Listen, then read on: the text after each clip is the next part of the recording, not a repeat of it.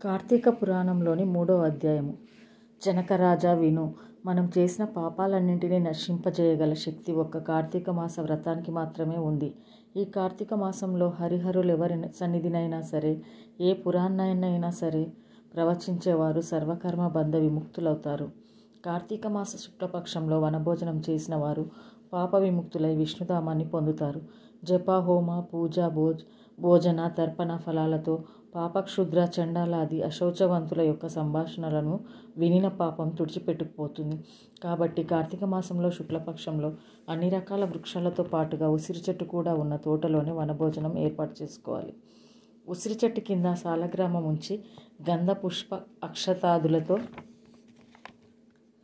పూజించి యథాశక్తి బ్రాహ్మణులను ఆహ్వానించి గౌరవించి వారితో కలిసి భోజనం చేయాలి. ఈ వనభోజనం నిర్వహించిన వారు సర్వ పాపాల నుంచి విముక్తి కలిగి విష్ణులోకాన్ని పొందుతారు. ఈ కార్తీక మహత్యాన్ని భక్తి శ్రద్ధలతో విన్న బ్రాహ్మణుడొకడు దుర్యోని సంకటం నుంచి రక్షింపబడ్డ కథ చెప్తాను విను. దేవదత్తుని కథ. పూర్వం కావేరీ నది తీరంలో దేవశర్మ అనే సద్బ్రాహ్మణుడు ఉండేవాడు. అతనికి ఒక పరమ దుర్మార్గుడైన కుమారుడు కలిగాడు. అతని పేరు దేవదత్తుడు. అతగాడి దుష్ట ప్రవర్తనలను గుర్తించిన తండ్రి అతని పాప విముక్తిని చేయాలని కార్తీక ప్రాతస్నానాన్ని ఆచరించి సాయంకాలం దీపారాధన చేస్తూ కార్తీక వ్రతాన్ని ఆచరించమని చెప్పాను. కానీ కొడుకు నేను ఇలాంటివి నమ్మనని, వ్రతాన్ని ఆచరించనని తండ్రికి ఎదురు తిరిగాను. అందుకు దేవశర్మ కుమారుని అడవిలోని చెట్టు త్వరలో ఎలుకవై పడి ఉండు అని శపించాడు. అప్పుడు కుమారుడు తండ్రి పాదాల పడపై శాప విముక్తి కోరగా కార్తీక మహత్యాన్ని సంపూర్ణంగా విన్న రోజు శాప విముక్తి కలుగుతుందని అనుగ్రహించాడు. దేవదత్తునికి శాప విముక్తి. పితృశాపం కారణంగా అప్పటికప్పుడే మూషిక రూపాన్ని ధరించిన బ్రాహ్మణుడు గజారణ్యంలో ఫలవంతమై అనేక జంతువులకు ఆధారభూతమైన మహావృక్షం త్వరలో జీవించసాగాను. ఇలా కొంతకాలం గడిచాక మహర్షి అయిన విశ్వామిత్రుడు శిష్య సమేతంగా కార్తీక స్నానం ఆచరించి వచ్చి ఈ వృక్షం కింద తన శిష్యులందరికీ కార్తీక మహత్యాన్ని వినిపించసాగాడు. ఆ సమయంలో దయాహీనుడు, అడవి జంతువులను హింసించి పొట్టపోసుకునేవాడు అయిన ఒక కిరాతకుడు ఆ ప్రాంతానికి వచ్చాడు. విశ్వామిత్రాది తపోబృంద దర్శనమాత్రం చేత రవంత పశ్చాత్తాపడి జ్ఞాని అయిన ఆ కిరాతకుడు వారిని సమీపించి, అయ్యా, మీరు చెప్పుకుంటున్న కథ వింటే నాకు ఈ కిరాతక జీవితం పట్ల చిరాకు పుడుతుంది. దయచేసి రహస్యమేమిటో చెప్పండి అనగానే విశ్వామిత్రుడు, నాయనా, మేము కార్తీక వ్రతాన్ని ఆచరిస్తున్నాము. ఈ కార్తీక మాసంలో ఎవరైనా తెలిసి కానీ తెలియక కానీ స్నాన, దాన, జప, తప్ప, పురాణ శ్రవణాదులను చేసినట్లయితే వారు వారి సర్వపాపాల నుంచి విముక్తులవుతారు. ఈ వ్రతాన్ని భక్తితో ఆచరించే వాళ్ళు జీవన్ముక్తులవుతారు అని తెలియజేశాడు. ఈ విధంగా కిరాతకునికి చెప్తున్న కార్తీక మహత్యాన్ని విన్న వెంటనే త్వరలోనున్న ఎలుక తన శాపగ్రస్త రూపాన్ని వదిలివేసి పూర్వ యువ బ్రాహ్మణ రూపాన్ని పొంది విశ్వామిత్రులకు ప్రణమిల్లి తన పూర్వగాథను వినిపించి ఆ ఋషుల వద్ద సెలవు తీసుకుని తరలిపోయాడు. అనంతరము కిరాతకుడు కూడా కార్తీక మహత్యాన్ని తెలుసుకోవడం వలన ఈ జన్మ కిరాతకుడయి కూడా దేహానంతరము ఉత్తమ గతులను పొందాడు. కాబట్టి ఓ జనకరాజా, ప్రయత్నపూర్వకంగానైనా సరే కార్తీక వ్రతం ఆచరించి లేదా మహత్యాన్ని వినాలి. వశిష్ఠుడు చెబుతున్నాడు. జనకరాజా, ఈ కార్తీక మాసము 30 రోజులు కూడా ఎవరైతే శ్రీ మహావిష్ణువును కస్తూరి గంగాదులతో పంచామృతంతో అభిషేకం చేస్తారో వారికి 10,000 అశ్వమేధాలు చేసిన ఫలితం వస్తుంది.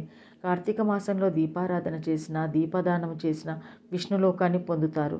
ప్రత్తిని శుభ్రపరిచి దానితో ఒత్తిని చేసి బియ్యపిండి లేదా గోధుమ పిండితో ప్రమిదను చేసి ఆవు నెయ్యి పోసి ఆ పత్తి ఒత్తిని తడిపి వెలిగించి ఒకానొక సద్బ్రాహ్మణుని ఆహ్వానించి చివరి రోజున పూజా నివేదాదులను పూర్తి చేసి బ్రాహ్మణులకు భోజనం పెట్టి దీపదాన మంత్రము లేదా జ్ఞానమును, సంపదలను, శుభములను కలిగించే దైవదీప దానాన్ని చేస్తున్నాను.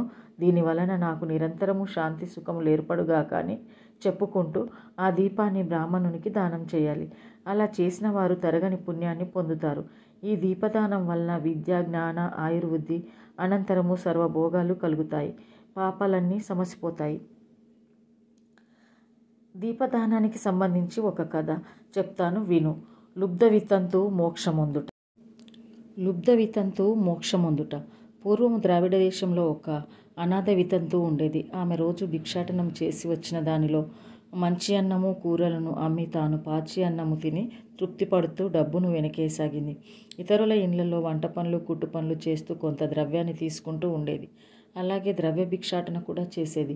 ఇలా డబ్బు సంపాదించే ధ్యాస తప్ప ఏనాడు ఈమెకు హరినామస్మరణ చేయడం కానీ పురాణ శ్రవణం కానీ ఉపవాసం కానీ చేసి ఎరగదు.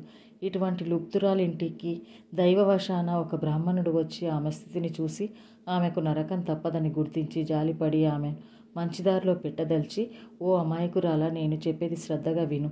ఈ శరీరము అశాశ్వతము, దైవం ఒక్కడే శాశ్వతుడని గుర్తించు. కామ క్రోధ మోహలోభ మదమాశ్చర్యాలను 6 గుణాలను విడిచిపెట్టు. ఇక నుంచైనా కార్తీక మాస ప్రాతస్నానాన్ని ఆచరించు, దీపదానం చేయి, పాపాల నుండి రక్షింపబడతావు అని హితవు చెప్పి తన దారిన తాను అతని వచోమహిమ వలన ఆమెకు జ్ఞానోదయమైంది. తను చేసిన పాపాలకై చింతించి తాను కూడా కార్తీక వ్రతాన్ని చేయాలని సంకల్పించి వ్రతం ఆచరించ ప్రారంభించెను. సూర్యోదయ వేళ కల్లా చన్నీటి స్నానం ఆచరించి హరి పూజ, దీపదానము, పురాణ శ్రవణము 4 రోజులు ఆచరించి చివరి రోజున బ్రాహ్మణ సమారాధన కూడా చేసింది. తక్షణమే ఆమె బంధాలు నశించిపోయి విగతాసువై విమానారూఢురాలై శాశ్వత స్వర్ణభోగ సౌఖ్యాలను పొందింది. కాబట్టి రాజా, కార్తీక మాసంలో అన్నిటికంటే దీపదానం ప్రధానమైనది. దీపదానం చేసిన వారు తమ పాపాలను నశింపజేసుకున్న వారవుతారు. దీన్ని విన్నా చదివిన జన్మ సంసార బంధ విముక్తులగుదురు. 3వ అధ్యాయము సమాప్తము. Thanks for listening.